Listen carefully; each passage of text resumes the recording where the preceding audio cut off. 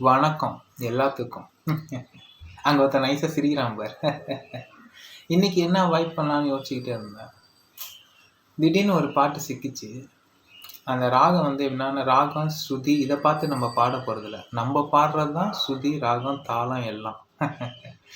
இப்போ நம்ம பாடப்படுற ராகம் எப்படிப்பட்டதுன்னா, அட்டானா ராகத்தை டைரக்டாக அட்டாக் பண்ணி காம்போதி ராகத்தை எக்ஸிக்யூட் பண்ணுறோம்.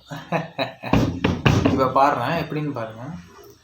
கீதம் சங்கீதம் நீதானே என் காதல் வேதம். கீதம் சங்கீதம் நீதானே என் காதல் வேதம். பாதம் உந்தன் பாதம் என்னோடு வந்தாலே போதும், எப்போதும் கீதம் சங்கீதம் நீதானே என் காதல் வேதம்.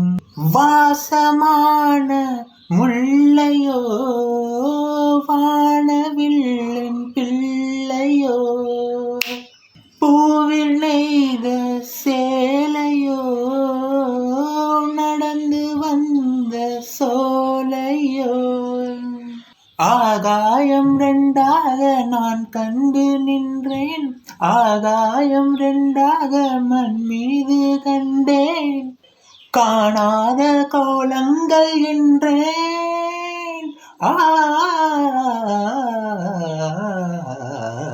கீதம் சங்கீதம் நீதானே என் காதல் வேதம்.